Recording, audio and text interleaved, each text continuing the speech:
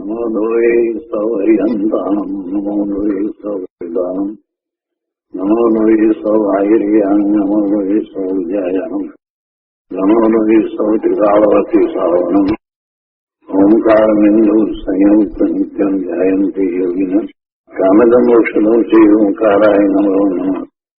મંગલમ ભગવાન મંગલમ કુટુંબી મંગલમ કુંડારીઓ જૈન્દ્રમોષ મંગલમ નમઃ સમય સાધાય સ્વાનુભૂત્યા ચકાસ્તે ચિત્તવાય ભવાય સર્વમાં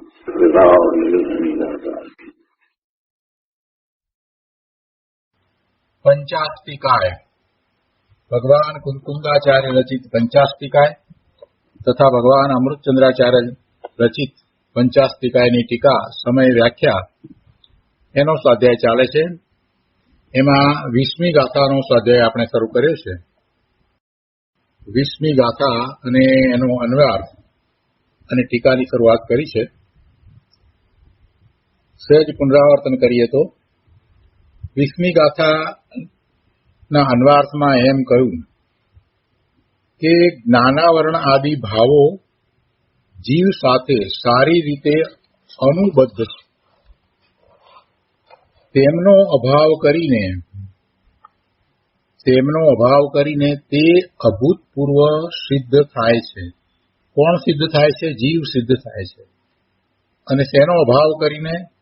તો આ જ્ઞાનાવરણ આદિ ભાવો જે કર્મના ભાવ છે એનો અભાવ કરીને જીવ સિદ્ધ થાય છે, અભૂતપૂર્વ સિદ્ધ થાય છે.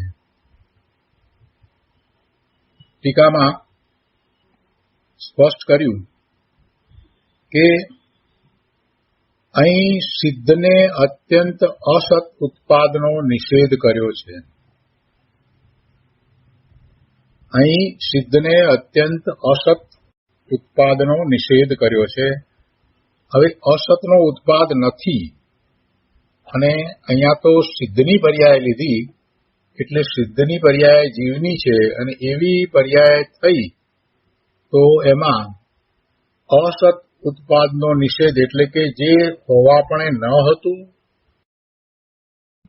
હોવાપણે ન હોય એવું અસત એના ઉત્પાદનો નિષેધ કર્યો. એટલે કે જે હોવાપણે ન હતું એ નવું ઉત્પન્ન થયું છે એમ નથી. સિદ્ધની પર્યાય જે થઈ છે તો એમાં એ સ્પષ્ટ છે કે એ અસતનો ઉત્પાદ નથી. એટલે કે જેનું અસ્તિત્વ હતું જ નહીં એનો ઉત્પાદ નથી, પણ એ હોવાપણે હતું. અગાઉની ગાથાઓમાં એ વાત આપણે સમજ્યા છીએ કે દ્રવ્ય એની પર્યાય સહિત જ હોય. દ્રવ્યને દરેક સમયે કોઈ એક પર્યાય હોય જ, અને પર્યાય છે અને દ્રવ્ય છે એ બંનેનું અસ્તિત્વ છે એવી સત્તા છે. એટલે આ કંઈ સિદ્ધની પર્યાય થઈ છે એટલે જે હતું જ નહીં, જે અભાવરૂપ હતું એનો ઉત્પાદ થયો છે એમ નથી. એટલે કહે છે કે અહીં સિદ્ધને અત્યંત અસત ઉત્પાદનો નિષેધ કર્યો છે. અર્થાત સિદ્ધપણું થતા સર્વથા અસતનો ઉત્પાદ થતો નથી એમ કહ્યું છે.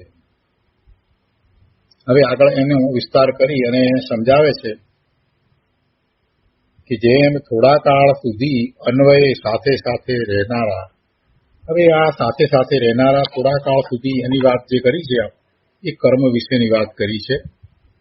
એ કર્મ તો એને હતા, પણ છતાંય અનાદિના હતા, છતાંય એને થોડા કાળ સુધી હતા એમ લઈ અને વાત સમજાવી છે. કેમ કે સંસાર પર્યાય કરતા સિદ્ધની પર્યાય છે તે અનંત ગણી છે અને ગુરુદેવે એ માટે બહુ સરસ વાત કરી છે. જ્યારે પણ સંસાર પર્યાયની વાત હોય ત્યારે ગુરુદેવે એમ જ કહ્યું છે કે સંસાર પર્યાય કરતા સિદ્ધની પર્યાય અનંત ગણ. મુખ્યતાથી જીવને બે જ પર્યાય છે, એક સંસાર પર્યાય અને બીજી સિદ્ધ પર્યાય. તો એમાં સિદ્ધની પર્યાય એની આદિ છે, એ અનાદિની નથી. સિદ્ધની પર્યાય છે એની તો આદિ છે એ અનાદિની નથી.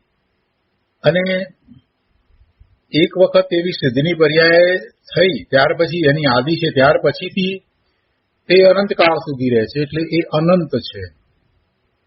ત્યાર પછીથી અનંતકાળ સુધી રહે છે, માટે એને અનંત કહી. પણ એ આદિથી માંડી અને અનંત, એ આદિથી માંડી અને અનંત જે સિદ્ધની પર્યાય કહી છે, તો એનો કાળ ગુરુદેવે હંમેશા એમ કહ્યું છે કે જે સંસારી પર્યાય અનાદિથી હતી અને જ્યારે સિદ્ધ પર્યાય પ્રગટ થઈ તો એ સંસાર પર્યાય ગઈ, તો એ સંસાર પર્યાય કરતા એ અનંત ગણી છે. ગુરુદેવે તો એટલે સુધી શબ્દ વાપર્યા છે કે સંસાર પર્યાય અલ્પ છે અને સિદ્ધની પર્યાય અનંત છે. આ વાત બહુ સમજવા જેવી છે. ગમે ત્યારે પણ એમ જ છે.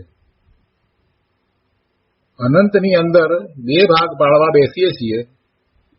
એક ભાગ જે અનાદિથી વર્તમાન સુધીનો અને બીજો ભાગ જે વર્તમાનથી અનંત આગળ. તેમાં હંમેશા વર્તમાનથી આગળનો જે ભાગ છે એને અનંત ગણો જ કયો છે. જે ભૂતકાળ કરતા ભવિષ્યકાળને અનંત ગણો જ કયો છે. આ વાત બેસવાડવા જેવી છે. ઘણાના મનમાં પહેલા એમ થાય કે ભાઈ અનંત જે છે તો એના બે ભાગ પાડીએ તો ગમે ત્યારે જે વર્તમાન હોય એ અધવચ્ચે જ આવે. તર્કથી હંમેશા એવું લાગે. પણ ગુરુદેવે જે રીતે વાત સમજાવી છે એનો વિચાર કરતા આપણને એમ લાગે છે કે વાત એમ જ છે કે જે ભવિષ્યનો કાળ છે તે અનંત અનંત છે. એનો તો કોઈ પાર જ નથી. ભૂતકાળનો જે વીત્યો જે કાળ એના કરતા એ અનંત ગણો છે. એટલે સિદ્ધની પર્યાય સંસારી પર્યાય કરતા અનંત ગણી છે એ વાત ગુરુદેવે બહુ સરસ રીતે સ્પષ્ટ કરી છે. અને આ ગાથાના વિસ્તારની અંદર પણ ગુરુદેવે એ વાતને લીધી છે કે આ સંસાર પર્યાય છે તે અલ્પ છે. અલ્પ શબ્દ મૂક્યા છે એના વિસ્તારમાં. અને સિદ્ધની પર્યાય અનંત છે એ વાતને એમણે ત્યાં લીધી છે. તો આગળ આપણે લઈએ.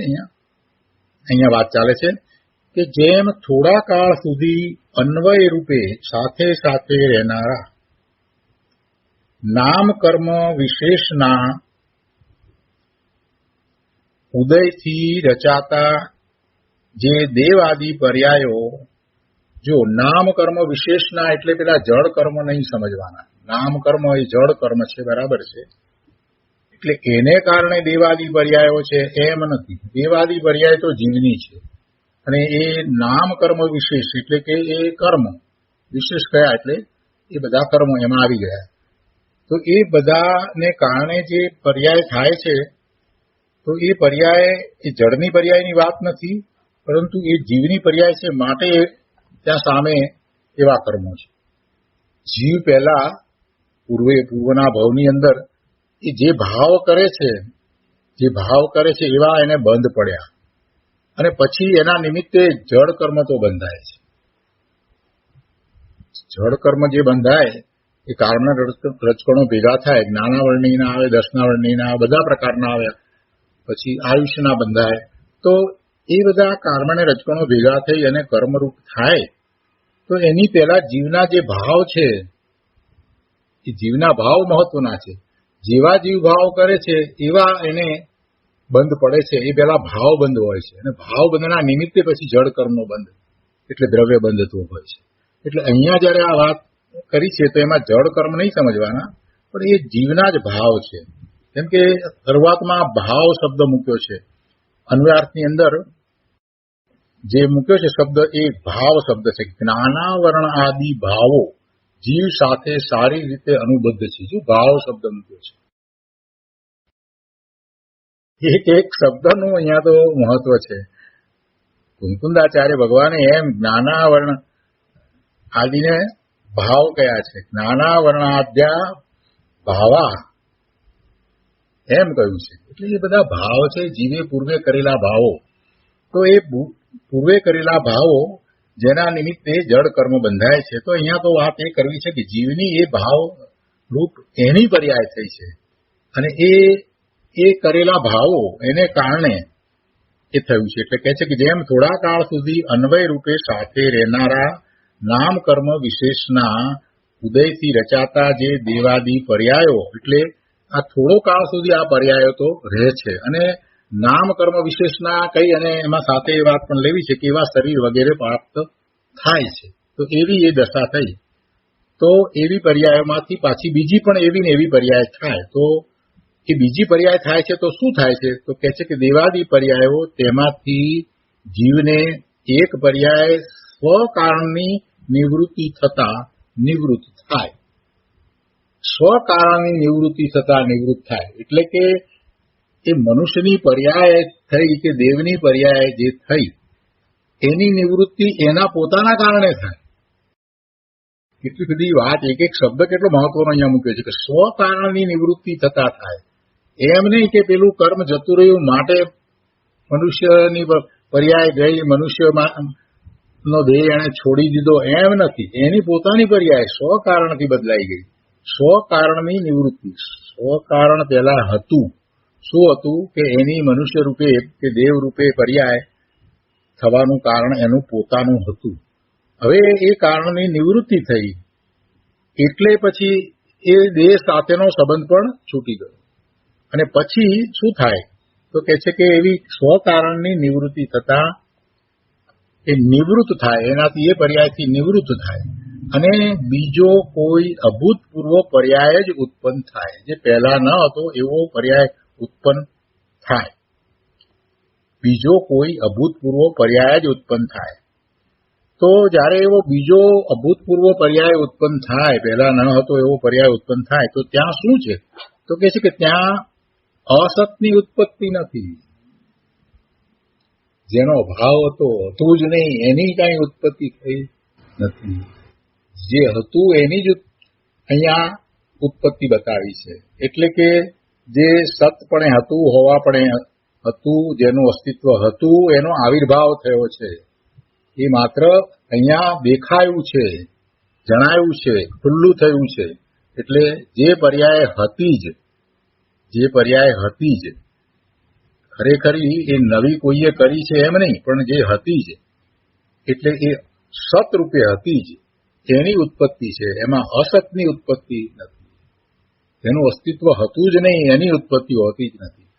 એટલું બધું સ્પષ્ટ કરી દીધું કે જગતમાં દરેક પદાર્થની બધી જ પર્યાયો છે જ.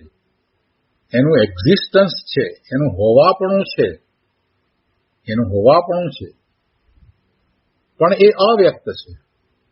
વ્યક્તતા માત્ર એક વર્તમાન પર્યાયની જ હોય. એ સિવાય ભૂતકાળની બધી પર્યાયો પણ હોવાપણે છે. હોવાપણે ન હોય તો સિદ્ધ ભગવાનના જ્ઞાનમાં આવે કેવી રીતે? એટલે હોવાપણે તો છે. એવી જ રીતે ભવિષ્યકાળની બધી જ પર્યાયો એ પણ હોવાપણે છે, પણ વ્યક્તતા એક વર્તમાન પર્યાયની જ છે. એટલે વસ્તુ છે, હોવાપણું છે, એનું અસ્તિત્વ છે. આપણને નથી દેખાતું કેમ કે એનો આવિર્ભાવ નથી થયો, એની વ્યક્તતા નથી થઈ, એટલે આપણને નથી જણાતું. પણ ભગવાનના જ્ઞાનમાં બધી જ પર્યાયો જણાય છે, આખો પ્રવાહ જણાય છે, બધા જ પદાર્થોનો પ્રવાહ જણાય છે. તો ભાઈ હવે તારે શું કરવાનું રહ્યું? આખી વાત અહીંયા છે. કરવાનું કાંઈ રહેતું જ નથી. બધી પર્યાયો જેમ છે તેમ જ છે.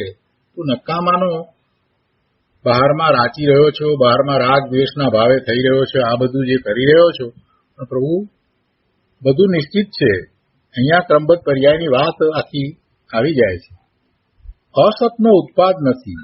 જે છે એનો આવિર્ભાવ છે, જે છે એ દેખાય છે, જે છે એ પ્રગટતા પામે છે, જે છે એની વ્યક્તતા છે. પણ જે નથી, જે અભાવરૂપ છે, એની ઉત્પત્તિ નથી. બીજી પર્યાય થાય છે તો પણ એમ જ છે. હવે આના ઉપરથી પાછું આગળ સમજાવે છે, તત્વ સમજાવતા કહે છે કે તેવી રીતે આ પર્યાયની વાત જે સમજાવી એ વાત જે છે તો સંસાર પર્યાયની વાતને લીધી અને એવી જ રીતે હવે અહીંયા કહે છે કે તેમ દીર્ઘકાળ સુધી અન્વય રૂપે રહેનારો. જો પહેલા અહીંયા શું લીધું હતું કે થોડો કાળ સુધી અન્વય રૂપે રહેનાર, થોડા કાળ સુધી અન્વય રૂપે સાથે રહેનારા, આ નામ કર્મ વિશેષના એ વાત લીધી હતી. તો એ થોડા કાળ સુધી અન્વય રૂપે રહેનારા, સાથે રહેનારા હતા. હવે એના ઉપરથી કહે છે કે તેવી રીતે તેમ દીર્ઘકાળ સુધી અન્વય રૂપે રહેનારો જ્ઞાનાવરણ આદિ કર્મ સામાન્યના ઉદયથી રચાતો. જો ત્યાં કર્મ વિશેષ લીધું હતું, અહીંયા શું લીધું હતું કે નામ કર્મ વિશેષના ઉદયથી રચાતા. એટલે બધી જે નવી નવી જે પર્યાયો આજે થતી હતી, દેવ, મનુષ્ય, તિર્યંત, નારકી, આ બધી પર્યાયો ને એવા શરીરો જે થતા હતા, તો એ વાત ત્યાં લીધી હતી. હવે અહીંયા કર્મ સામાન્ય લીધું છે કે જ્ઞાનાવરણ આદિક કર્મ સામાન્યના ઉદયથી, એટલે બધા જ કર્મો, એ બધા કર્મોના ઉદયથી રચાય. શું રચાય? સંસાર પર્યાય થાય. એટલે એમાં બીજી બધી પેલી પર્યાય આવી ગઈ. પેલામાં તો એક એક પર્યાયની વાત લીધી, દેવની પર્યાય, મનુષ્યની પર્યાય, એમ લીધું. દેવની પર્યાય જે છે એ પર્યાય ચાલી ગઈ અને એનું નિવૃત્તિનું કારણ એનું પોતાનું સ્વકારણથી એની નિવૃત્તિ થઈ, અને પછી મનુષ્યની પર્યાય થઈ, એની પણ સ્વકારણથી નિવૃત્તિ થઈ, અને પછી તિર્યંતની પર્યાય થઈ. એના કારણથી એક એક પર્યાયની વાત લીધી. અહીંયા હવે સમગ્રપણે લેશે, કેમ કે બધા જ કર્મોને સાથે લીધા. એટલે કે છે કે જે દીર્ઘકાળ સુધી અન્વય રૂપે રહેનારો, એક તો એ વાત લીધી કે અનાદિનો જે હતો, દીર્ઘકાળ સુધી લીધો ને, એટલે અનાદિનું હતું એટલે દીર્ઘકાળ થયું. પેલી પર્યાયો તો અનાદિની ન હતી. દેવ, મનુષ્ય, આ બધી પર્યાયો જે છે એ અનાદિની ન હતી, એટલે થોડો કાળ હતી. અહીંયા કહે છે કે જે દીર્ઘકાળ સુધી અન્વય રૂપે રહેનારો જ્ઞાનાવરણ આદિ કર્મ સામાન્યના ઉદયથી રચાતો સંસારિત્વ પર્યાય. આ સંસાર પર્યાય, એ સંસાર પર્યાય ભવ્યને સ્વકારણની નિવૃત્તિ થતા નિવૃત્ત થાય.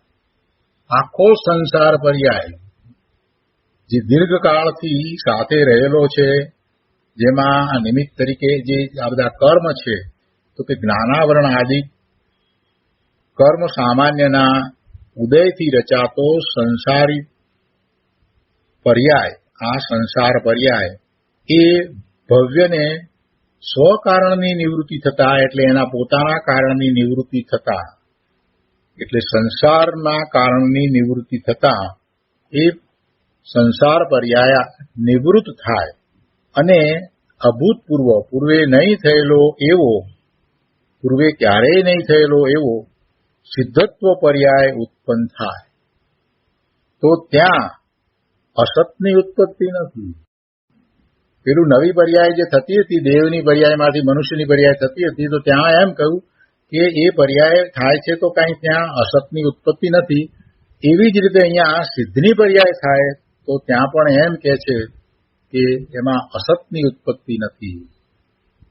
અને એ અસતની ઉત્પત્તિ નથી એને માટે તો અહીંયા પહેલા એમ કહી દીધું છે કે એ અત્યંત સર્વથા એવો શબ્દ મૂક્યો છે. અહીંયા ટીકાની અંદર તો એમાં સર્વથા અસતનો ઉત્પાદ થતો નથી એમ કહ્યું છે. અહીં સિદ્ધને અત્યંત અસત ઉત્પાદનો નિષેધ કર્યો છે. અર્થાત સિદ્ધપણું થતા સર્વથા અસતનો ઉત્પાદ થતો નથી એમ કહ્યું છે. બહુ સરસ વાત છે. સિદ્ધ પર્યાય થાય છે, જેમ સંસાર પર્યાય થાય છે તો અસતનો ઉત્પાદ નથી, એવી રીતે સંસારની જે ચારે ચાર પર્યાયો જે થયા કરે છે એમાં કોઈ પણ પર્યાય થાય તો પણ અસતનો ઉત્પાદ નથી.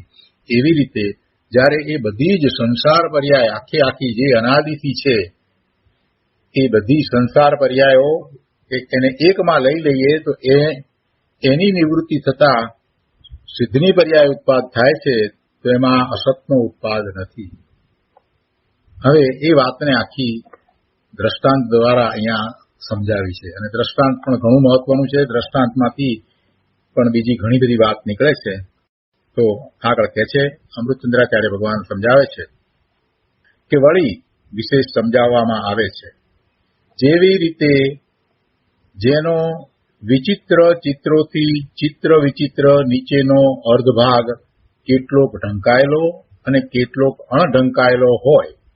જો અહીંયા વાંસનું ઉદાહરણ લીધું છે, વાંસનું ઉદાહરણ લઈ અને આખો લાંબો મોટો ઊંચો વાંસ લીધું, એનું ઉદાહરણ લઈ અને સમજાવે છે કે એ ઊભો વાંસ છે એનો ઉપરનો કેટલોક ભાગ, એટલે અડધો ભાગ કે વધારે ભાગ, અહીંયા અડધો લીધો છે, પણ ખરેખર પછી એ ઉદાહરણ પ્રમાણે અડધો લીધો છે, પણ એના ઉપરથી જે આપણે જે પ્રયોજનભૂત વાત દ્રાષ્ટાંત સમજવાનું છે એમાં ગુરુદેવે કહ્યું છે કે એ અડધો નહીં પણ એ વધારે છે, કેમ કે અહીંયા સંસાર પર્યાય અને સિદ્ધ પર્યાય સમજાવી છે. એટલે તો એ અડધો ભાગ જે છે એ ઉપરનો અડધો ભાગ ઢંકાયેલો છે વાંસનો.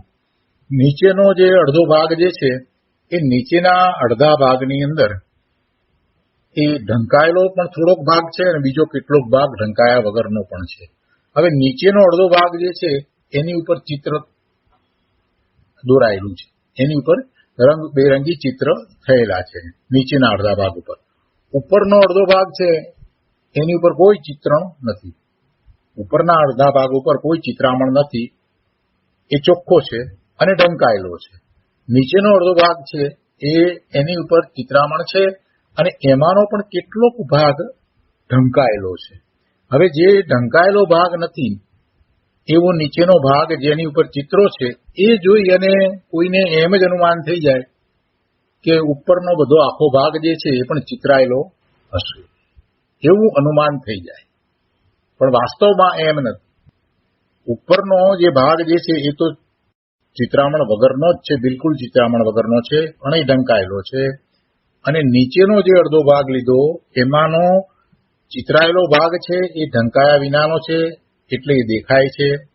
અને બીજો જે કેટલોક ભાગ છે જે ચિત્રાયેલો છે પણ ઢંકાયેલો છે, એટલે એ ઢંકાયેલા ભાગ માટે થઈ અને એમ થાય કે આ ચિત્રાયેલો હશે, કેમ કે નીચેથી ચિત્રાયેલો ભાગ છે એ એને દેખાય છે એટલે ઉપરનો ભાગ. અને પછી એ એમ જ કલ્પના કરી લે કે આખો વાંસ ચિત્રાયેલો જ છે, પણ એમ ન હોય. એવું અનુમાન જે કરવામાં આવે એ ખોટું પડે. અને એના ઉપરથી પછી સમજાવવું એ છે કે કેટલાક જીવોને અત્યારે વર્તમાનમાં આ સંસાર પર્યાય છે એટલે એને એમ લાગે કે ભાઈ સંસાર પર્યાય જ હોય, શરીર સહિતની જ પર્યાય હોય, સિદ્ધની પર્યાય પોતાને હોઈ શકે જ નહીં. એને એવી કલ્પના જ ના આવે કે પોતાનું પૂર્ણ શુદ્ધ સ્વરૂપ પોતે પ્રગટ કરી શકે અથવા તો પોતાનું પણ પૂર્ણ શુદ્ધ સ્વરૂપ જ છે, એવી એને કલ્પના જ ના આવે. એને જોયું છે શું? ચિત્રામણ જોયું છે, એટલે અનુમાન શું કરે છે? ચિત્રામણનું જ અનુમાન કરે છે.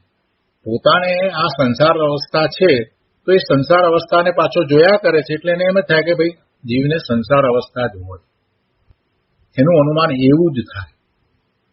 પણ પોતાને પૂર્ણ શુદ્ધ દશા પ્રગટ થાય એવું અનુમાન થઈ શકતું નથી. એ વાત આ વાંસના ઉદાહરણથી સમજાવે છે. તો હવે વાંચીએ એટલે બહુ સહેલું થઈ જશે.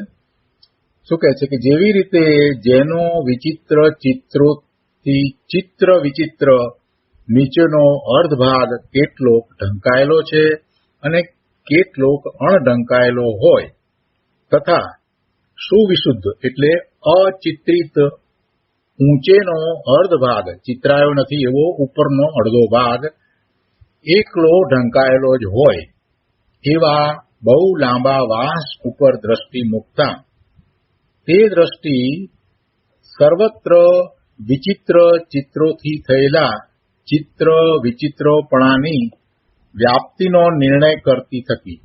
એટલે એ દ્રષ્ટિ એટલે એવું જોવામાં આવે ત્યારે એ શું અનુમાન કરે છે? તો એને કહે છે કે તે દ્રષ્ટિ સર્વત્ર બધે જ આખા વાંસને માટે વિચિત્ર ચિત્રોથી થયેલા ચિત્ર વિચિત્રપણાની વ્યાપ્તિનો નિર્ણય કરતી થકી તે વાંસ સર્વત્ર અવિશુદ્ધ છે, અર્થાત આખોય રંગબેરંગી છે એમ અનુમાન કરે છે. કેમ કે ચિત્રેલો ભાગ જોયો અને બીજો પેલો ઢંકાયેલો, એટલે એને એમ છે કે આખો વાંસ ચિત્રેલો જ હશે. એટલે શબ્દો અહીંયા શું મૂક્યા છે કે સર્વત્ર વિચિત્ર ચિત્રોથી થયેલા ચિત્ર વિચિત્રપણાની વ્યાપ્તિનો નિર્ણય કરે છે. એ જ એમાં આગળ એ જ વ્યાપે છે. ચિત્ર વિચિત્રપણાની વ્યાપ્તિનો નિર્ણય કરતી થકી તે વાંસ આખો સર્વત્ર અવિશુદ્ધ છે, અર્થાત આખોય રંગબેરંગી છે એમ અનુમાન કરે છે. તેવી રીતે હવે કે છે એના ઉપરથી તેવી રીતે જેનો જ્ઞાનાવરણ આદિ કર્મથી થયેલ ચિત્ર વિચિત્રતા યુક્ત વિવિધ વિભાવ પર્યાય વાળો ઘણો મોટો નીચેનો ભાગ કેટલોક ઢંકાયેલો અને કેટલોક અણઢંકાયેલો છે, એટલે સંસાર પર્યાયની અંદર જ્ઞાનાવરણ આદિ કર્મો, એ કર્મોના નિમિત્તે એને વિવિધ પ્રકારની વિભાવ પર્યાય છે. એટલે વિભાવ પર્યાય રૂપ તો પોતે થાય છે અને એને આ કર્મોની મલિનતા છે. તો કહે છે કે એવી રીતે જેનો જ્ઞાનાવરણ આદિ કર્મથી થયેલ ચિત્ર વિચિત્રતા યુક્ત વિવિધ વિભાવ પર્યાય વાળો ઘણો મોટો નીચેનો ભાગ એટલે અનાદિથી જે છે તે ઘણો મોટો, અનાદિથી અત્યારે વર્તમાન સુધી, જ્યાં સુધી એને સમ્યક દર્શન નથી થયું ત્યાં સુધી, હજી જ્યાં સુધી સંસાર પર્યાય છે ત્યાં સુધી આમ તો કહેવાય. અહીંયા તો એ વાત લેવી છે ને સંસાર અને સિદ્ધની. તો એવો ઘણો મોટો નીચેનો ભાગ, એમાં પણ કેટલોક ઢંકાયેલો અને કેટલોક અણઢંકાયેલો છે. હવે એમાં ઢંકાયેલો કહો તો કે હજી ભવિષ્યની પણ સંસાર પર્યાય થવાની છે ને, હજી ભવિષ્યની જે સંસાર પર્યાય થવાની છે જેની ખબર નથી એ ઢંકાયેલો કહેવાય. અને અણઢંકાયેલો એટલે વર્તમાનમાં છે અને ભૂતકાળમાં જે થઈ ગયો તો એ બધું એને ખ્યાલ છે કે પોતે અનાદિનો આમ ભવના ભ્રમણ કરી રહ્યો છે, એટલે એ વિભાવ ભાવે હતો, વિભાવ ભાવે થઈ રહ્યો છે એ એને ખ્યાલ છે. અને બીજો કેટલોક જે ભવિષ્યનો ભાગ જે એને હજી ખ્યાલમાં નથી એ ઢંકાયેલો કહેવાય. તો એ પણ હજી એવો વિભાવ પર્યાય વાળો છે, એવો હશે. અને પછી જયારે સિદ્ધની પર્યાય પ્રગટ કરશે ત્યારે પછીથી એને વિભાવ પર્યાયનો પૂર્ણપણે નાશ થશે. પણ એ બધો ભાગ ઢંકાયેલો છે. કેટલોક હજી સંસાર પર્યાયનો અને એ પછીથી સિદ્ધની પર્યાયનો બધો ભાગ એનો ઢંકાયેલો છે, એટલે એને ખ્યાલ નથી આવતો. શું કહે છે અહીંયા કે તેવી રીતે જેનો જ્ઞાનાવરણ આદિ કર્મથી થયેલ ચિત્ર વિચિત્રતા યુક્ત વિવિધ વિભાવ પર્યાય વાળો ઘણો મોટો નીચેનો ભાગ કેટલોક ઢંકાયેલો અને કેટલોક અણઢંકાયેલો છે, તથા સુવિશુદ્ધ એટલે સિદ્ધ પર્યાય વાળો ઘણો મોટો ઊંચેનો ભાગ એટલો ઢંકાયેલો જ છે. એવા કોઈ જીવ દ્રવ્યમાં બુદ્ધિ લગાડતા તે બુદ્ધિ સર્વત્ર જ્ઞાનાવરણ આદિ કર્મથી થયેલા ચિત્ર વિચિત્રપણાની વ્યાપ્તિનો નિર્ણય કરતી થકી તે જીવ સર્વત્ર અવિશુદ્ધ છે, અર્થાત આખો એ સંસાર પર્યાય વાળો છે એમ અનુમાન કરે છે. એને સંસાર પર્યાયનો ભાગ દેખાય છે ને, એ ઢંકાયેલો નથી એ દેખાય છે, એટલે એને એવું અનુમાન થાય છે કે આખો આ જેમ વાંસ આખો જે ઢંકાયેલો ને અણઢંકાયેલા બધા વિશે જેમ અનુમાન થયું કે ચિતરાયેલો છે, તો એવી રીતે આ જીવ દ્રવ્ય જે છે એ આખો સંસાર પર્યાય વાળો છે એમ એને અનુમાન થાય છે. આગળ કહે છે, વળી જેમ તે વાંસમાં વ્યાપ્તિ જ્ઞાનાભાસનું કારણ, વ્યાપ્તિ જ્ઞાનાભાસનું કારણ એટલે કે એ એવું જ્ઞાન થવાનું કારણ એ નીચેના ખુલ્લા ભાગમાં વિચિત્ર ચિત્રોથી થયેલા ચિત્ર વિચિત્રપણાનો અન્વય સંતતિ પ્રવાહ છે. એટલે કે નીચેના ભાગમાં એ ચિત્રો રંગ વગેરે છે એ એની સાથે છે, અન્વય શબ્દ મૂકે. ચિત્ર વિચિત્રપણાનો અન્વય સંતતિ પ્રવાહ એટલે એ ચિત્રામણ છે એ કારણે એને એવું અનુમાન થાય છે. વ્યાપ્તિ જ્ઞાન આભાસ શબ્દ મૂક્યો છે કે વળી જેમ તે વાંસમાં વ્યાપ્તિ જ્ઞાનાભાસનું કારણ એવું અનુમાન થાય છે, એવું જ્ઞાન એને અનુમાન જ્ઞાન થાય છે, તો એનું કારણ એને જોયેલો પેલો ચિત્રેલો ભાગ છે. વાંસનો ખુલ્લો ચિત્રામણ વાળો ભાગ એને આવા વ્યાપ્તિ જ્ઞાનાભાસનું કારણ છે. એટલે કે એને આવું જે અનુમાન થાય છે કે આખો વાંસ ચિત્રામણ વાળો છે એનું કારણ એ છે પેલો નહીં ઢંકાયેલો ચિત્રામણ વાળો ભાગ એને જોયો એટલે એનાથી એને એમ લાગ્યું. તો તેવી રીતે અહીંયા કહે છે કે તેવી રીતે તે જીવ દ્રવ્યમાં વ્યાપ્તિ જ્ઞાનાભાસનું કારણ શું? એનું જ્ઞાનાભાસ છે, એનો જ્ઞાનાભાસ એ છે કે એને સંસાર પર્યાય જ છે, એને બીજી સિદ્ધની પર્યાય છે જ નહીં, આવી જે એની માન્યતા છે. અને એ માન્યતા તો અત્યારે વર્તમાનમાં જોઈએ, આપણે જૈનોને પૂછવા જઈએ, જે પોતાની જાતને જૈન કહેતા હોય અને થોડું ઘણું કંઈક પૂજા પાઠ કરતા હોય, વ્રત તપ કરતા હોય, એને પૂછવા જઈએ ને તો અરે કેટલાકને તો એમ કહીએ કે એટલે સુધી કહી શકાય કે જેને દીક્ષાના ભાવ છે એવા અત્યારે વર્તમાનમાં ઘણા મળે છે જીવો કે બસ અમારે દીક્ષા લેવી છે અને અભ્યાસ કરતા હોય, એમને પણ જો પૂછવા જઈએ ને તો એમને ભાન નથી કે જીવને સિદ્ધ દશા થઈ શકે, જીવને સિદ્ધ દશા થઈ શકે એવું બધું ભાને નથી હોતું. એટલે જે ખબર નથી કે પોતે શા માટે આ ધર્મ કરી રહ્યા છે, પોતે સિદ્ધ થઈ શકે છે, પોતે સિદ્ધ સમાન છે, પોતામાં સિદ્ધત્વ પડ્યું છે, આ બધી વાતનો તો કોઈ વિકલ્પ એમને નથી.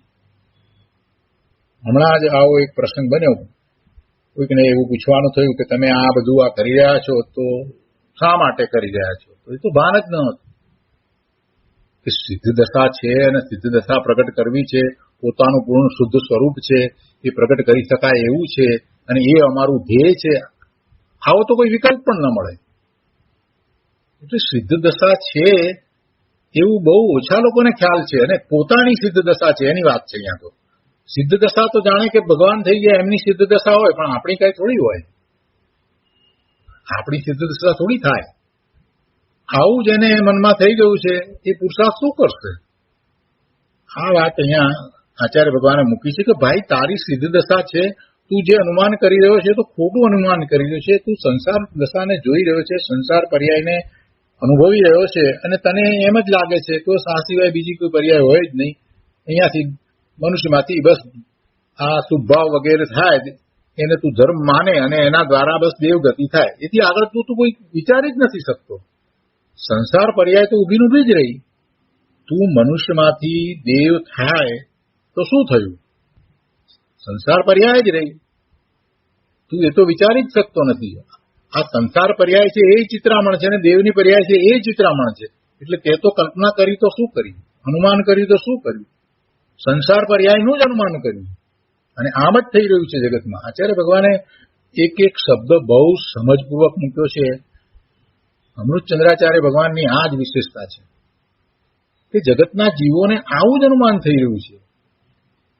બસ મનુષ્યની પર્યાય મળી છે, આ મળી છે તો તું ધર્મ કરી લે વગેરે વગેરે વગેરે બધી મોટી મોટી વાત કરે અને પછી ધર્મમાં શું કરવાનું? એ બાહ્ય વ્રત તપ વગેરે એને શુભ ભાવ એને ધર્મ સમજે અને પાછો ઉપદેશ પણ એવો જ સાંભળે અને આપે. એકબીજાને એ પાછો એમ જ કે ભાઈ આવું કરો તો દેવની ગતિ થાય, સારી ગતિ થાય. ઉપદેશમાં એવું જ સાંભળવામાં આવે કે ભાઈ તમારી સારી ગતિ થાય, સદગતિ થાય. સારી ગતિ? અહીંયા તો ગતિ જ ન હોય, અહીંયા તો કોઈ ગતિ જ ન હોય એની વાત ચાલે છે. સિદ્ધ થયા પછી કોઈ ગતિ રહેતી નથી.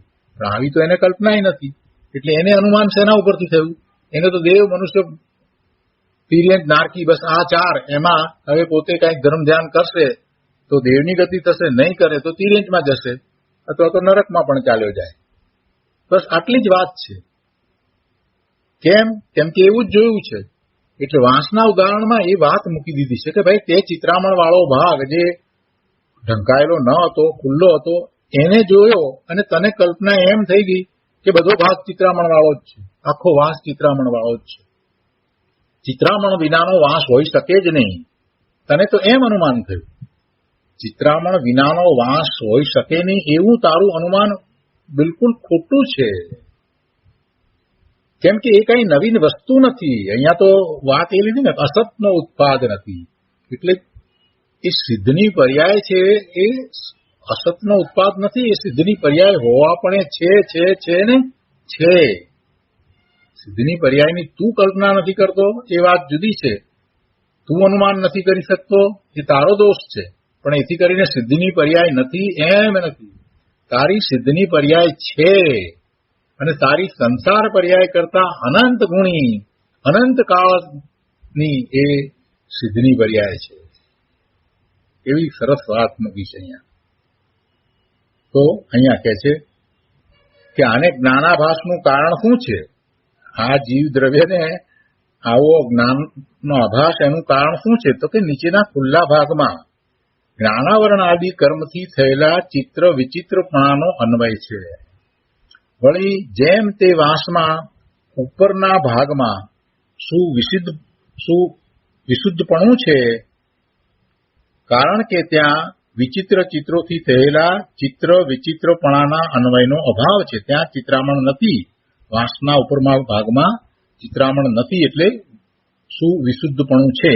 તેમ તે જીવદ્રવ્યમાં ઉપરના ભાગમાં શુદ્ધપણું છે, કારણ કે ત્યાં જ્ઞાનાવરણ આદિ કર્મથી થયેલા ચિત્ર વિચિત્રપણાના અન્વયનો અભાવ છે, કે જે અભાવ આપ્ત આગમના જ્ઞાનથી, સમ્યક અનુમાન જ્ઞાનથી અને અતિન્દ્રિય જ્ઞાનથી જણાય છે.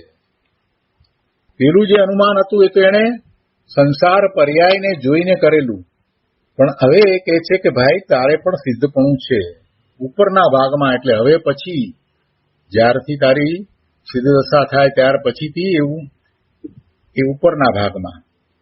અને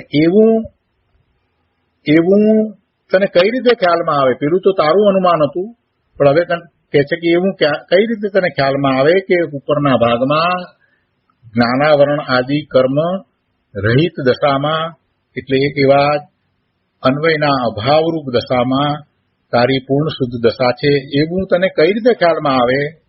એવા કર્મના અભાવરૂપ તારી શુદ્ધ દશા એ તને કઈ રીતે ખ્યાલમાં આવે? તો કહે છે કે આપ્ત આગમના જ્ઞાનથી. ભગવાનની વાણીમાંથી જે જ્ઞાન પ્રકાશ્યું છે, જિનેશ્વર ભગવાનની વાણીમાં જે જ્ઞાન આવ્યું છે, જિનેશ્વર ભગવાનને જે જ્ઞાન થયું અને જે ઓમકાર ધ્વનિમાં, દિવ્ય ધ્વનિમાં આવ્યું, એ આગમ દ્વારા આપણા સુધી પહોંચ્યું. તો કહે છે કે આપ્ત આગમના જ્ઞાનથી. બીજું સમ્યક અનુમાન જ્ઞાનથી. તે અનુમાન કર્યું હતું એ ખોટું હતું, કેમ કે તે તો માત્ર સંસાર પર્યાય જોઈને અનુમાન કર્યું કે સંસાર પર્યાય જ હોય, સંસાર પર્યાય જ હોય, એટલે કે આ જ બધી ચાર જ પર્યાય હોય, એવું અનુમાન નહીં. સમ્યક અનુમાન. સમ્યક અનુમાન કઈ રીતે થાય? સમ્યક અનુમાન કઈ રીતે થાય? તો સમ્યક અનુમાન કરવા માટે પ્રભુ તારી સામે છે, તું જે જોતો નથી. તું આંખ બંધ કરીને બેઠો હોય એટલે દુનિયા બધી છે જ નહીં. જરાક તો આંખ ખોલીને જોતો કરો. બાળક જેવો છો, બાળક આંખ બંધ કરે એટલે એમ કે બધું જતું રહ્યું. તારી દ્રષ્ટિમાં એવું જ છે. જરાક આંખ ખોલીને જોને, સામે જિનેશ્વર ભગવાનની પ્રતિમા તને દેખાય છે કે નથી દેખાતી? તો જિનેશ્વર ભગવાનની પ્રતિમા તને દેખાય એનો અર્થ શું? કે જિનેશ્વર થયા છે, અને જિનેશ્વર ભગવાને સિદ્ધત્વ પ્રગટ કર્યું છે. અરિહંત પરમાત્મા પણ સિદ્ધત્વ પ્રગટ કરવાના છે, એ પણ ભાવ મોક્ષની દશામાં છે. તો આ બધાનો તું કેમ વિચાર નથી કરતો? જે સિદ્ધ થયા છે એનો તું કેમ વિચાર કરતો નથી? સિદ્ધને તું જોને, એમનું જ્ઞાન કરને, તો તને જે અનુમાન થશે, જીવ સંબંધીનું જે અનુમાન થશે તે સમ્યક હશે. સિદ્ધનો જીવ પણ જીવ છે. પૂર્વે એ પણ સંસાર પર્યાયમાં હતો અને પછી એને આ સિદ્ધ પર્યાય પ્રગટ કરી છે. તો એના ઉપરથી તું અનુમાન કેમ નથી કરતો? એના ઉપરથી જો તું અનુમાન કરે તો તું પણ સિદ્ધ જેવો જ છો. એવું સમ્યક અનુમાન થઈ શકે છે. પણ તે ક્યાં કઈ રીતે અનુમાન કર્યું? તે તો સંસારમાં બધું દેવની પર્યાયને, તિર્યંતની પર્યાયને જોઈ. આ કૂતરા બિલાડા ઢોરને જોયા, આ માણસોને જોયા. દેવને તો તે જોયા નથી, દેવને જોયા છે. એટલે તિર્યંતની પર્યાય છે અને મનુષ્યની પર્યાય છે એ તો તને લાગ્યું. અને પછી તે ઉપદેશ એવો સાંભળ્યો કે ભાઈ ધર્મ કરો તો સારી ગતિ, એટલે દેવની ગતિ થાય. એટલે તું એમાં ને એમાં જ રહી ગયો. એટલે તારું અનુમાન કેવું છે? અનુમાન ખોટું. પણ તને એમ અનુમાન કેમ ન થયું કે સિદ્ધ પરમેશ્વર વિરાજમાન છે? સિદ્ધ પરમેશ્વર સિદ્ધ શિલા ઉપર વિરાજમાન છે, જે ભલે દેખાતા નથી, પણ સિદ્ધ પરમાત્માની અહીંયા આપણે પ્રતિમા મૂકી છે. અરિહંત પરમાત્મા અહીંયા આ કાળમાં વિશે નથી, પણ પૂર્વે થઈ ગયા. પંચમ કાળની પહેલા અહીંયા પંચમ કાળના અંતની શરૂઆત સુધી, પંચમ કાળની શરૂઆતથી અંત સુધીમાં નહીં થાય, પણ પંચમ કાળની શરૂઆત થઈ એ પહેલા છેલ્લા 24માં તીર્થંકર ભગવાન મહાવીર સ્વામી તો હજી માત્ર 2500 વર્ષ 2600 વર્ષ પહેલા જ થયા. તો એમનો કેમ તું વિચાર નથી કરતો કે એ પોતે એવા તીર્થંકર થયા અને એમની સાથે બીજા કેટલાય જીવોએ કેવળ જ્ઞાન પ્રગટ કર્યું અને બધા સિદ્ધ થયા? તો એવા સિદ્ધત્વનો વિચાર કરે તો તને એમ થઈ જાય કે ના, જીવની આવી સિદ્ધ પર્યાય છે, હોવી જ જોઈએ. અને એવી સિદ્ધ પર્યાય જે છે એ કઈ નવી ઉત્પન્ન થતી નથી. એ નવી ઉત્પન્ન થતી નથી, એનું અસ્તિત્વ છે ને છે. એટલે કઈ એ અસતનો ઉત્પાદ નથી. એ ન હતું અને એ નવું ઉત્પન્ન થયું એમ નથી. એટલે એવું સિદ્ધત્વ છે, હોવું જોઈએ, એવું સમ્યક અનુમાન જ્ઞાન દ્વારા તું જાણી શકે કે તારી પણ એવી સિદ્ધની પર્યાય છે. એટલે બીજી વાત થઈ. અને ત્રીજી વાત અતિન્દ્રિય જ્ઞાનથી જણાય છે. અતિન્દ્રિય જ્ઞાન એટલે તું ઇન્દ્રિયો દ્વારા જ્ઞાન કરે છે, એને બદલે અતિન્દ્રિયપણે ઇન્દ્રિયો વિના જ્ઞાન કરે. એટલે કે નિર્વિકલ્પ ધ્યાનમાં તને એનું જ્ઞાન થઈ જાય છે કે પોતાની સિદ્ધત્વ પર્યાય છે, પોતે શુદ્ધ આત્મા છે, એવું જ્ઞાન ભાન એને નિર્વિકલ્પ ધ્યાનમાં થઈ જાય છે. એટલે આ ત્રણ પ્રકારે આવું જ્ઞાન થાય છે. શું જ્ઞાન થાય છે? કે સર્વ કર્મ રૂપ અન્વયના અભાવ રૂપ બધા જ પ્રકારના કર્મ જે છે એના અભાવ રૂપ પૂર્ણ શુદ્ધ દશા, સિદ્ધ દશા એ નવી ઉત્પન્ન થતી નથી, એ અસતનો ઉત્પાદ નથી, પણ જે હોવાપણે છે એનો જ ઉત્પાદ છે. એટલે દરેકના માટે આ વાત લાગુ પાડતા કે તારે માટે પણ એ વાત લાગુ પડી જાય છે. તું પણ એવો જ ભગવાન આત્મા છો, સિદ્ધ સમાન છો, અને આ વાતનો નિર્ણય તારે કરવો તો આપ્ત આગમના જ્ઞાનથી, સમ્યક અનુમાન જ્ઞાનથી અને અતિન્દ્રિય જ્ઞાનથી થાય છે. બહુ સરસ ટીકા છે. ઘણી બધી વાત આવી ગઈ, ઘણા ન્યાય આવ્યા, ઘણી પ્રયોજનભૂત વાત આવી ગઈ આમાં. તો હવે અહીંયા ભાવાર્થમાં આખી વાતને સરળ શબ્દમાં સમજાવી છે. ભાવાર્થમાં કહે છે કે સંસારી જીવની પ્રગટ સંસારી દશા જોઈને, સંસારી જીવની પ્રગટ અત્યારે વર્તમાનમાં જે દેખાય છે તે પ્રગટ સંસારી દશા જોઈને અજ્ઞાની જીવને ભ્રમ ઉપજે છે કે જીવ સદા સંસારી જ રહે, સિદ્ધ થઈ શકે જ નહીં. અરે સિદ્ધ થઈ શકે નહીં તો ઠીક, પણ એને સિદ્ધ શું છે એનોય ઘણાને તો ખ્યાલ નથી કે સિદ્ધની આવી દશા હોય. સિદ્ધત્વ વિશે કાંઈ જ ખ્યાલ ન હોય. શુદ્ધ દશા કોને કેવી એને વિચારે નથી આવતો. બસ જીવને એ સંસારી જ જાણે. જીવ એટલે સંસારી જ હોય. એને એવો ભ્રમ છે કે જીવ સદા સંસારી જ રહે, સંસારી જ રહે, બીજું કાંઈ થાય જ નહીં. મનુષ્યમાંથી દેવ ને દેવમાંથી એ નારકી ને આ બધું થયા જ કરે.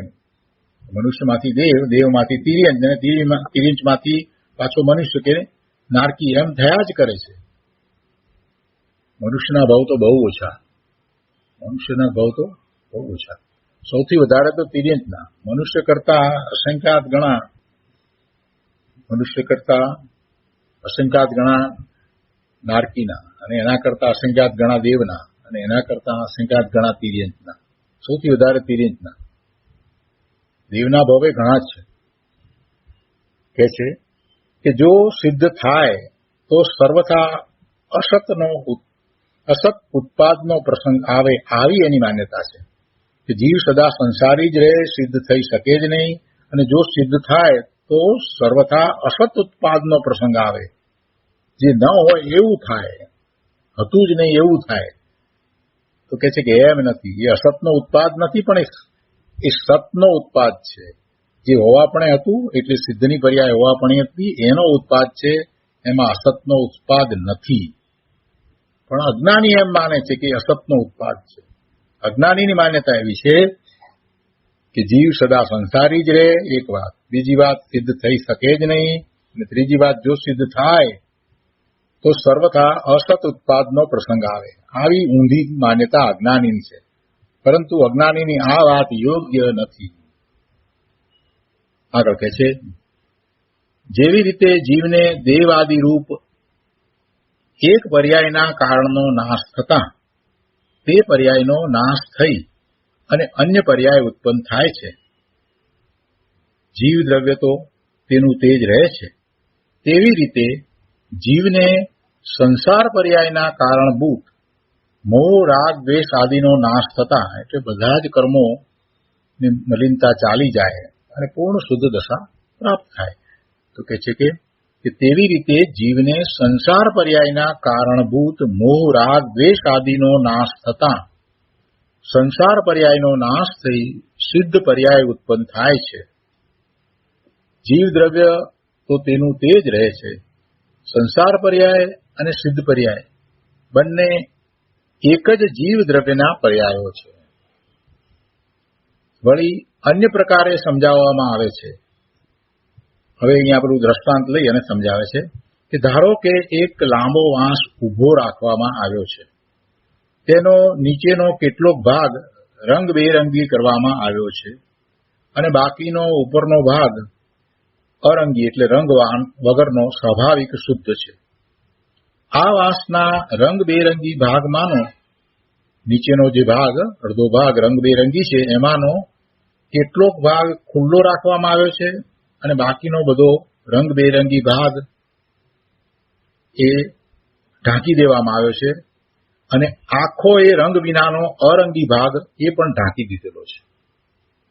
ઉપરનો આખો રંગ વિનાનો જે ભાગ એ પણ ઢાંકી દીધેલો છે અને જે રંગબેરંગી ભાગ છે એમાંનો પણ કેટલોક ભાગ ઢાંકી દીધેલો છે. આ વાંસનો ખુલ્લો ભાગ જે રંગબેરંગી છે એ જોઈ અને અવિચારી જીવ જ્યાં જ્યાં વાંસ હોય ત્યાં ત્યાં રંગબેરંગીપણું હોય એવી કલ્પના કરે. જ્યાં જ્યાં વાંસ હોય ત્યાં એ રંગબેરંગીપણું હોય એવી કલ્પના કરે. કેમ કરે? પેલો રંગબેરંગી ભાગ જ એને જોયો ને વાંસનો એટલે. એવી વ્યાપ્તિ નિયમ અવિનાભાવ સંબંધ કલ્પી લે છે કે જ્યાં વાંસ હોય ત્યાં એને રંગ હોય જ એવો અવિનાભાવ એ કલ્પી લે છે. એ તો એની કલ્પના છે નહીં, પણ એની એવી કલ્પના છે. અને આવા ખોટા વ્યાપ્તિ જ્ઞાન દ્વારા એવું અનુમાન તારવે છે કે નીચેથી છેક ઉપર સુધીનો આખો વાંસ રંગબેરંગી છે. આ અનુમાન મિથ્યા છે, ખોટું છે. કારણ કે ખરેખર તો આ વાંસનો ઉપરનો ભાગ રંગબેરંગીપણાના અભાવવાળો છે, રંગ વિનાનો છે, અરંગી છે, ચોખ્ખો છે. હવે આ વાંસના દ્રષ્ટાંતની માફક કોઈ એક ભવ્ય જીવ છે. તેનો નીચેનો કેટલોક ભાગ એટલે અર્થાંત અનાદિથી, જ્યારથી છે ત્યારથી, અનાદિકાળથી વર્તમાન કાળ સુધીનો, એટલે કે જ્યાં સુધી એ સિદ્ધ દશા પ્રગટ નથી કરતો ત્યાં સુધીનો, અનાદિથી સિદ્ધ દશા પ્રગટ ન કરે ત્યાં સુધીનો મૂળ તો એમ લેવું છે. એટલે પહેલા તો એક વાત એ લે છે કે જે રંગાયેલો ભાગ જે છે એટલે વર્તમાન સુધીનો લીધો અને હજી બીજો કેટલોક ભાગ એનો જે રંગાયેલો છે એટલે કે સંસાર પર્યાયનો છે, જ્યાં સુધી સિદ્ધ દશા નથી પ્રગટ કરતો, એ ઢંકાયેલો છે. એ બંનેને રંગબેરંગી કયા છે. એટલે એ અપેક્ષાથી આખી વાત કરે છે કે તેનો નીચેનો કેટલોક ભાગ અર્થાત અનાદિકાળથી વર્તમાન કાળ સુધીનો અને અમુક ભવિષ્યકાળ સુધીનો ભાગ સંસારી છે અને બાકીનો ઉપરનો અનંત ભાગ સિદ્ધરૂપ સ્વાભાવિક શુદ્ધ છે. એટલે હજી ભવિષ્યમાં થોડોક ભાગ એનો સંસારી પર્યાયનો છે, એ અત્યારે તો ઢંકાયેલો છે, પણ પછી જ્યારે એ સિદ્ધ પર્યાય પ્રગટ કરે તો તે પછીનો બધો ભાગ અનંત ભાગ સિદ્ધરૂપ સ્વાભાવિક શુદ્ધ છે. આ જીવના સંસારી ભાગમાંનો કેટલોક ભાગ ખુલ્લો પ્રગટ છે અને બાકીનો બધો સંસારી ભાગ અને આખો એ સિદ્ધરૂપ ભાગ ઢંકાયેલો અપ્રગટ છે.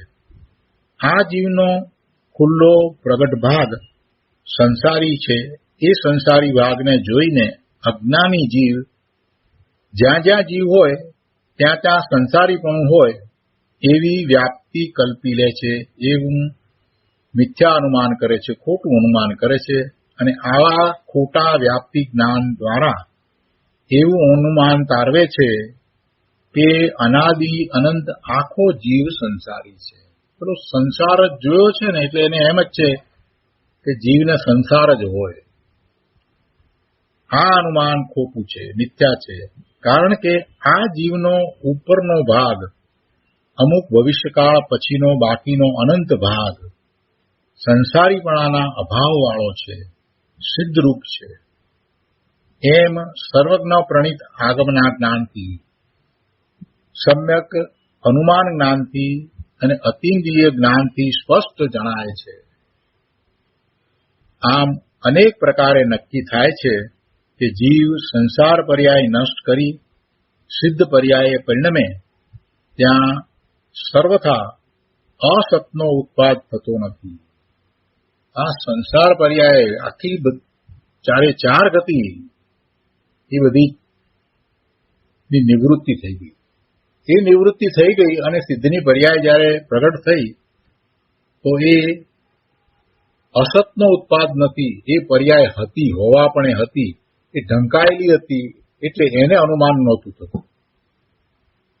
આવી વાત જયારે સાંભળવામાં આવે ત્યારે જીવને એમ થઈ જાય કે ઓહો, મારી સિદ્ધની પર્યાય છે એવો નિર્ણય થઈ જાય છે. જેમ ક્રમબદ્ધ પર્યાયમાં આપણે એ નિર્ણય કર્યો હતો કે જીવની અનંત પર્યાય છે, જીવ અનાદિ અનંત છે, અવિનાશી છે, નિત્ય રહેવાવાળી ચીજ છે અને અનંત કાળ સુધી રહેવાનો છે, તો એની અનંત પર્યાય છે. એની અનંત પર્યાય છે અને એક પણ પર્યાયમાં કોઈ ફેરફાર થઈ શકતો નથી, કોઈ એમાં ફેરફાર કરી શકતું નથી. એ ક્રમબદ્ધ એવા પરિણામો થયા જ કરે છે. તો એ ક્રમબદ્ધના નિર્ણયમાં એ વાત પણ સાથે આવી ગઈ કે એની સિદ્ધની પર્યાય પણ છે, એ પણ ક્રમબદ્ધ છે. એવી એની સિદ્ધની પર્યાય થવાની જ છે. અને એવો ક્રમબદ્ધનો નિર્ણય કરતા એને શાંતિ થઈ જાય છે કે મારે ચિંતા કરવાની જરૂર જ નથી. એ વાત આપણે એ રીતે લીધી હતી કે મારી સિદ્ધની પર્યાય તો નક્કી જ છે. અહીંયા તો આખી વાત સત્તા રૂપે સમજાવી દીધી કે જીવનું અસ્તિત્વ કેવું છે, જીવની સત્તા કેવી છે. તો જીવની સત્તા એ દ્રવ્યરૂપ અને પર્યાયરૂપ એમ સત્તા છે. અને પર્યાયરૂપ સત્તા છે તો એ પર્યાય કોઈ નવી કોઈ કરે, બીજો આવીને કરે એમ નથી. એ પર્યાય પણ છે, એનું અસ્તિત્વ છે. એ કઈ નવો ઉત્પાદ નથી, એ અસતનો ઉત્પાદ નથી, જે અભાવરૂપ હતું એનો ઉત્પાદ નથી. એ તો માત્ર આવિર્ભાવ છે, એ ખુલ્લું થાય છે, એ પ્રગટ થાય છે. એટલે જીવની આવી સિદ્ધ પર્યાય છે, એવી સિદ્ધ પર્યાય છે. એ વાત અહીંયા જીવના સત્તા અને અસ્તિત્વ દ્વારા આપણને સમજાવી દીધી કે આ જીવ છે એને કઈ આ સિદ્ધની પર્યાય થાય તો એ કઈ અસતનો ઉત્પાદ નથી. એટલે એનો અર્થ એ થયો કે જીવની સિદ્ધ પર્યાય છે અને છે જ, વર્તમાનમાં નથી. એ વાત જુદી છે.